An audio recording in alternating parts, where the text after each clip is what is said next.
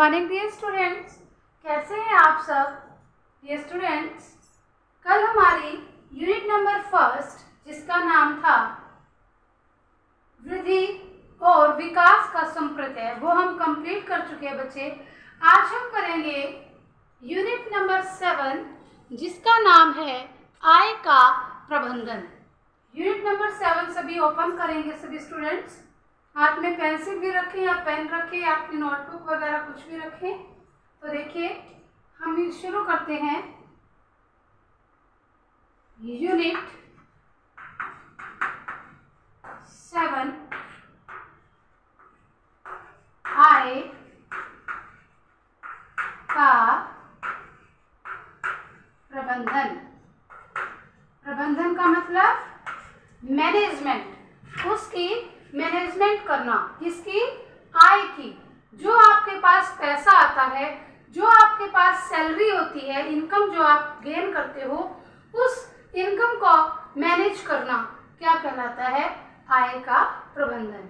इस यूनिट के अंदर बेटा जी हम पढ़ेंगे सबसे पहले तो कि पारिवारिक आय क्या होती है, पारिवारिक आय के स्रोत कह लीजिए, या पारिवारिक आय को कितने भागों में बांटा जाता है वो कह लीजिए, या हम कहें कि कुल पारिवारिक आय से आप क्या समझते हैं। तीनों ही बातों का एक मतलब है। अब इस यूनिट के अंदर हम एक तो ये पढ़ने वाले हैं, सेकंड हम पढ़ेंगे कि आय संपूर्ति से आप क्या समझते हैं, आय संपूर्ति के साधन कौन कौन से होते हैं। फिर हम कहेंगे कि आय व्यय के विवरण को लिखने से क्या लाभ होते हैं। उसके बाद हम इस यूनिट में पढ़ेंगे कि आय व्यय के विवरण के कितने प्रकार होते हैं। उसके बाद हम करेंगे कि बजट क्या होती है, बचत क्या होती है, पारिवारिक मद क्या होती है। इन सभी के विषय में हम इस यूनिट में चर्चा करने वाले हैं। तो डियर स्टूडेंट्स, आज का जो हमारा टॉपिक रहेगा वो रहेगा कि पारिवारिक आय से आप क्या समझते हैं। तो सबसे पहले हम यहाँ पर लिखते हैं पारिवारिक आय। जैसा कि नाम से स्पष्ट होता है, पारिवारिक मीन्स परिवार के द्वारा प्राप्त की जाने वाली आय। अब इसके अंदर चार मुख्य बातें निकल कर सामने आती हैं। पहली बात इसमें हम कहेंगे कि पारिवारिक आय धन का वह प्रवाह है। सबसे पहले तो किसका प्रवाह है, धन का प्रवाह है। अंडरस्टैंड स्टूडेंट्स, कि पारिवारिक आय धन का वह प्रवाह है जिसमें वे वस्तुएं तथा सेवाएं शामिल होती हैं जो परिवार को समय समय पर प्राप्त होती हैं, और जिन सेवाओं का प्रयोग करके पहली बात व्यक्ति अपनी आवश्यकताओं की संतुष्टि करता है, व्यक्ति अपनी आवश्यकताओं को पूरा करता है, इच्छाओं की संतुष्टि करता है और उत्तरदायित्वों को निभाता है। यही क्या होता है, पारिवारिक व्यय। इसके अंदर सबसे पहले हमें लिखना जरूरी होता है कि पारिवारिक आय धन का वह प्रवाह, धन का वह प्रवाह है, यानी कि मनी का ऐसा फ्लो है, प्रवाह है जिसमें वस्तुएं व सेवाएं समय समय पर परिवार को मिलती हैं, परिवार को मिलती हैं। इन वस्तुओं व सेवाओं का प्रयोग करके, सेवाओं का प्रयोग करके वह अपनी आवश्यकताओं को पूरा करता है।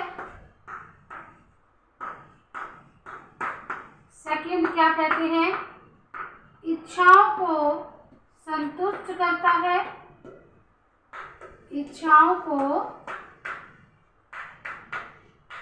संतुष्ट करता है, वह उत्तरदायित्वों को निभाता है।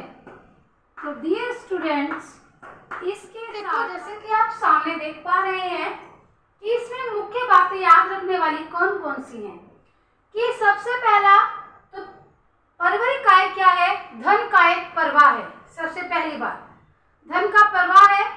दूसरी बात वस्तु तथा सेवाएं उसमें शामिल होती हैं जिनका प्रयोग करके व्यक्ति क्या करता है, पहले तो अपनी आवश्यकताओं की पूर्ति करता है, फिर इच्छाओं की संतुष्टि करता है, उसके बाद अपने उत्तरदायित्व को निभाता है। अब बेटा अब इसमें ये बात ध्यान से सुनने की जरूरत है कि यदि व्यक्ति के पास मनी है, पैसा है, तो ही वो क्या कर सकता है, अपनी आवश्यकताओं को पूरा करेगा, इच्छाओं को सेटिस्फाइड करेगा और अपनी रिस्पॉन्सिबिलिटीज को अच्छे प्रकार से निभाएगा। तो बेटे इसके अंदर अब हम आपके देखिए आपके पास क्या है कि एक क्वेश्चन हमारे पास आंसर एक है, बट उस क्वेश्चन की जो सेंस है वो 3 वे के अंदर है। 3 टाइप से हम क्वेश्चन को अगर पुट करेंगे तो उसका किस प्रकार से सेम ही आंसर होगा। अभी हमने पढ़ा था पारिवारिक आय, तो अब हम करते हैं कि पारिवारिक आय के स्रोत अगर हम बात करें कि पारिवारिक आय के स्रोत क्या होते हैं, क्या हैं या कौन कौन से हैं, या हम बात करें पारिवारिक आय को कितने भागों में बांटा गया है।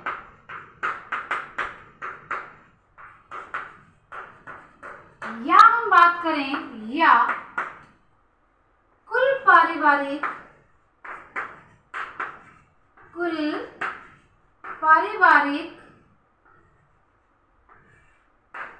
आय से आप क्या समझते हैं। अब बेटा जी ये देखिए आपके सामने 3 सेंस के अंदर क्वेश्चन को पुट किया गया है।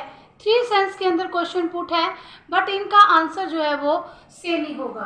तो हम क्वेश्चन को पुट कर रहे हैं, आय के स्रोत क्या हैं, पहली सेंस। सेकंड सेंस, आय को कितने भागों में बांटा गया है। थर्ड सेंस, कुल पारिवारिक आय से आप क्या समझते हैं। तो बेटा जी अगर हम बात करें तो कुल पारिवारिक आय, मौद्रिक आय, अमौद्रिक आय व मानसिक आय के योग से बनती है। किससे बनती है, मौद्रिक आय, अमौद्रिक आय, मानसिक आय के योग से जो बनती है वो क्या होती है, कुल पारिवारिक आय कहलाती है। तो बच्चे अगर हम बात करते हैं कि स्रोत कौन कौन से होते हैं, स्रोत 3 होते हैं, मौद्रिक आय, अमौद्रिक आय और मानसिक आय। कितने भागों में बांटा गया है, पारिवारिक आय को 3 भागों में बांटा गया है। फर्स्ट इज मौद्रिक आय, सेकंड इज अमौद्रिक आय, थर्ड इज मानसिक आय। तो देखिए यहाँ पर एक फ्लो चार्ट के द्वारा हम बात करते हैं। फ्लो चार्ट में हम करते हैं, पहला हमारे पास आता है मौद्रिक आय, दूसरा हमारे पास आता है अमौद्रिक आय। कोई भी चीज होती है मार्क्स गेन करने के लिए आप उसको फ्लो चार्ट के द्वारा दिखाएंगे तो बड़ा अच्छा लगता है। अमौद्रिक आय के बाद हमारे पास आता है, देखिए अब अमौद्रिक आय के बाद हमारे पास आता है मानसिक आय। थर्ड नंबर पर कौन सी आती है हमारी, मानसिक आय। कि मानसिक आय को, पारिवारिक आय को 3 भागों में बांटा गया। फर्स्ट मौद्रिक, अमौद्रिक और मानसिक। अब हम बात करते हैं मौद्रिक आय किसे कहते हैं। अब यहाँ पर अमौद्रिक आय के भी 2 पार्ट्स हैं। कौन कौन से हैं? प्रत्यक्ष अमौद्रिक आय और प्रत्यक्ष और अप्रत्यक्ष, डायरेक्ट और इनडायरेक्ट। अब यहाँ पर हम चर्चा करेंगे मौद्रिक आय। जैसा कि नाम से स्पष्ट होता है, मौद्रिक, मौद्रिक का मतलब होता है मुद्रा। क्या होता है मौद्रिक का मतलब? मुद्रा, यानी कि पैसा। अब इसके अंदर बड़े ध्यान से सुनने की जरूरत है। जिस प्रकार से पारिवारिक आय में हमने कहा था कि धन का फ्लो, यानी कि मनी का एक ऐसा फ्लो है, धन का एक ऐसा प्रवाह है, इसमें हम क्या कहेंगे कि एक निश्चित सीमा के अंदर, एक निश्चित समय अवधि के अंदर जो आय हम मुद्रा के रूप में कमाते हैं, अर्न करते हैं, जो आय हम एक निश्चित समय अवधि में, एक लिमिटेड टाइम के अंदर हम क्या करते हैं, मुद्रा के रूप में कमाते हैं, उसे हम कहते हैं मौद्रिक आय। जैसे काम के बदले वेतन, काम के बदले वेतन, मजदूरी, रॉयल्टी, पेंशन, ये सभी चीजें इसके अंदर हम काउंट करते हैं। जैसे फॉर एग्जांपल अब हम स्कूल के अंदर आते हैं, 740 से लेकर 210 या 220 तक हम रहते हैं, तो वो क्या हो गया, हमारा एक निश्चित समय हो गया। और उस निश्चित समय के रहते हुए हम क्या करते हैं, उस निश्चित समय के रहते हुए हम आपको पढ़ाते हैं, और उस पढ़ाने के बदले हमें क्या मिलती है, सैलरी मिलती है। तो जो 7:40 से लेकर 2:20 तक में हमने जो काम किया है, उस काम के बदले हमने पैसे के रूप में जो इनकम कमाई है, वो होती है मौद्रिक आय। Understand? And then second number पर हम बात करते हैं अमौद्रिक आय। अमौद्रिक आय क्या होती है बेटे? अमौद्रिक आय के अंदर ए का मतलब नहीं, ए का मतलब क्या होता है, नहीं। मुद्रा, मौद्रिक का मतलब मुद्रा या पैसा, कि जिसके अंदर मुद्रा या पैसा नहीं होता, अपितु क्या होती है, वस्तुएं व सेवाएं शामिल होती हैं। तो ध्यान से सुनिए, अमौद्रिक आय वह आय होती है जिसमें व्यक्ति की वस्तुएं व सेवाएं शामिल होती है।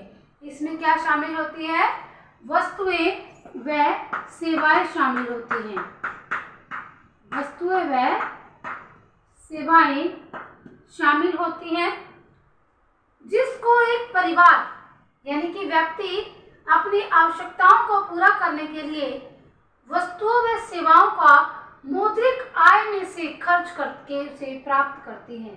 ध्यान से सुनना कि मौद्रिक आय वह आय होती है, या वह आय जो परिवार वस्तुओं व सेवाओं से प्राप्त करता है, और वे वस्तुएं व सेवाएं अपनी आवश्यकताओं की पूर्ति के लिए वो मौद्रिक आय में से खर्च करके प्राप्त करता है।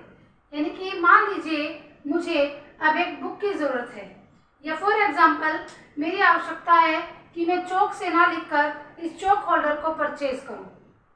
तो चौक होल्डर को परचेज, ये क्या है, मेरे लिए एक वस्तु है, ये मेरे लिए क्या है, एक वस्तु है। तो मैं इस वस्तु को परचेज करने के लिए क्या करूंगी, अपनी मुद्रा में से 5 या 10 रुपए निकाल करके इस वस्तु की सुविधा का उपभोग करूंगी। तो ये होती है हमारे पास अमौद्रिक आय। अमौद्रिक आय 2 भागों में बांटी गई है, प्रत्यक्ष आय व अप्रत्यक्ष आय। प्रत्यक्ष आय के अंदर हम बात करें तो बच्चे, प्रत्यक्ष आय के अंदर प्रत्यक्ष, जैसा कि नाम से स्पष्ट हो रहा है, डायरेक्ट, अगर हम बात करें डायरेक्ट इनकम इसके अंदर होती है, डायरेक्ट आय हम इसको बात करें तो बेटा जी इसके अंदर हम क्या करते हैं कि जो इसके अंदर जो हमारी अमौद्रिक आय की डेफिनेशन थी, वही इसकी डेफिनेशन आएगी। क्या आएगी कि जो आय हमें वस्तुओं व सेवाओं के रूप में एक परिवार अपनी आवश्यकताओं को पूरा करने के लिए करता है, यूज़ करता है, प्रयोग में लाता है, और उसे मौद्रिक आय में से धन खर्च करके वो उस सेवाओं का लाभ उठाता है, उसे कहते हैं प्रत्यक्ष आय। अब हम बात करते हैं अप्रत्यक्ष आय की। अप्रत्यक्ष आय आ का मतलब नहीं, प्रत्यक्ष का मतलब जो डायरेक्ट वे से नहीं होती। यह आय व्यक्ति किसी पैसे से नहीं, ये व्यक्ति अपने मानवीय कुशलता के, मानवीय साधनों के द्वारा अर्जित करता है। अप्रत्यक्ष आय किस प्रकार से प्राप्त होती है? व्यक्ति के मानवीय साधनों से, मानवीय कुशलता से, मानवीय साधनों के द्वारा वो प्राप्त करता है। फॉर एग्जाम्पल देखिए बेटे, इसके अंदर क्या होता है, इसके अंदर तो वस्तुओं और सेवाओं का सीधा उपयोग करता है, लेकिन इसके अंदर मानवीय साधनों का प्रयोग करता है। मानवीय साधनों के द्वारा जो उसे आय प्राप्त होती है उसे कहते हैं अप्रत्यक्ष आय। जैसे ज्ञान, कार्य कुशलता,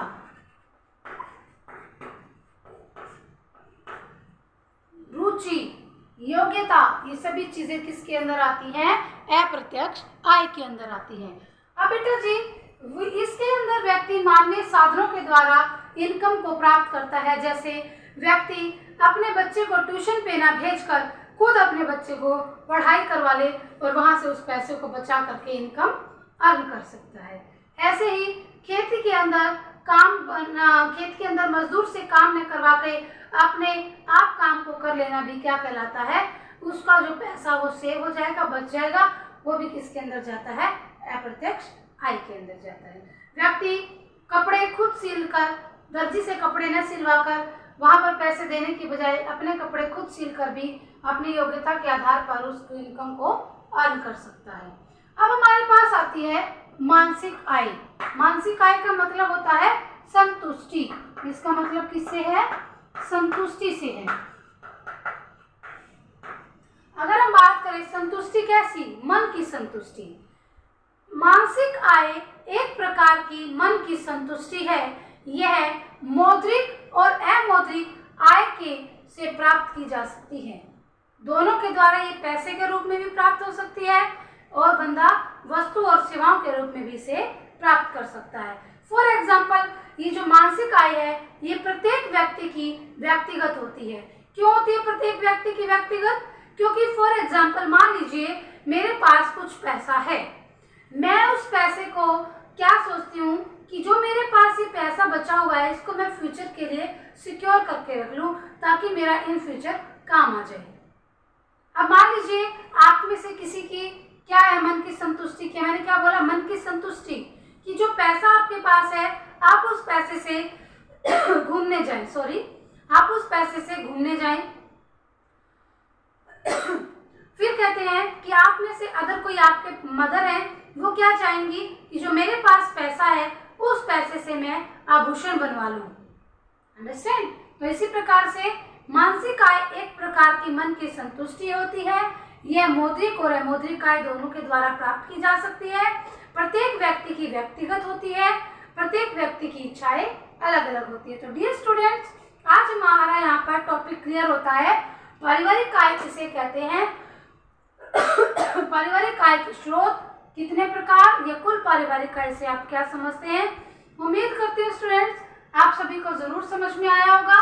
अगर नहीं समझ में आया, कोई प्रॉब्लम है तो क्वेश्चन मार्क लगाएं, अंडरलाइन कर लें और मुझसे पूछ लें। Thank you and have a nice day.